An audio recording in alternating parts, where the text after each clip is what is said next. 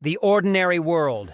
Ophelia travels with her pregnant mother Carmen to the countryside to live with Captain Vidal, her authoritarian stepfather. The world is bleak, controlled by fascist forces. Ophelia finds solace in books and imagination. The call to adventure. Ophelia discovers a mysterious insect-like creature, a fairy, that leads her to a labyrinth where she meets the faun. The faun tells her she is the reincarnation of Princess Moana of the underworld, and she must complete 3 tasks to reclaim her place. Refusal of the call. Ophelia is initially hesitant and confused about the faun's request. Her reality is dominated by fear, war, and her mother's declining health. The line between fantasy and danger causes her to doubt the journey. Meeting the mentor.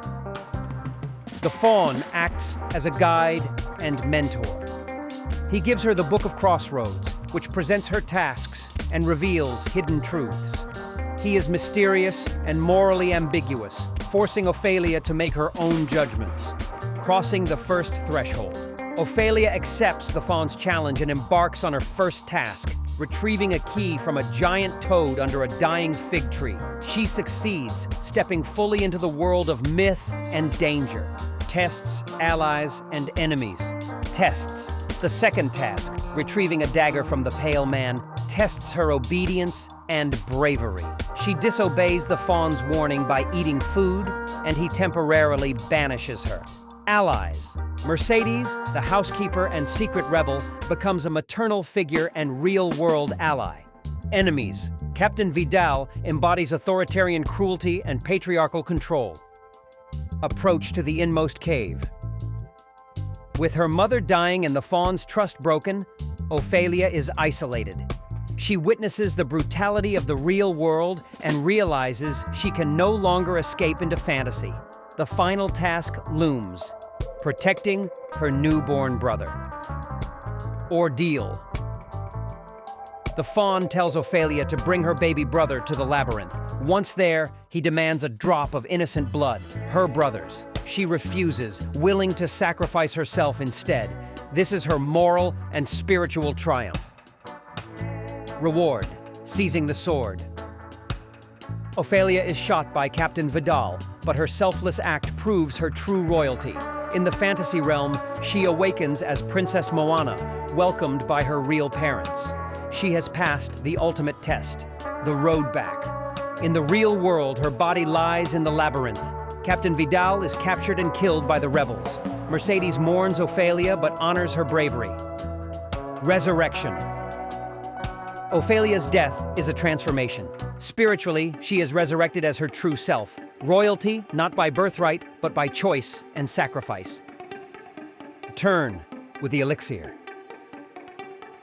The film closes with narration. Ophelia left behind small traces of her time in the underworld for those who know where to look.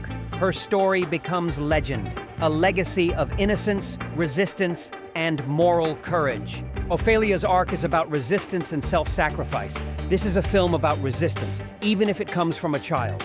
Ophelia chooses courage, defies authority, and sacrifices herself rather than obey a cruel regime.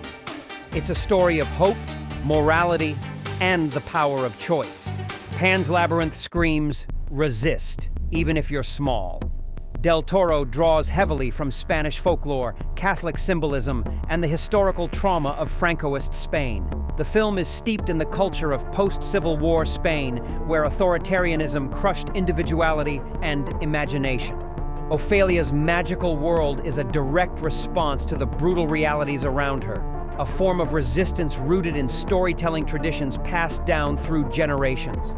The labyrinth itself is a metaphor drawn from ancient myths, but filtered through the lens of Spanish history, politics, and mysticism. Pan's Labyrinth is a fusion of Spanish history and folklore, turning trauma into dark fairy tale. Pan's Labyrinth, fun facts. Guillermo del Toro personally designed the creatures, pulling from decades-old sketches. The faun's legs, 100% practical effects, not CGI. Doug Jones, Faun and Pale Man, performed all his lines in Spanish phonetically. He didn't speak the language.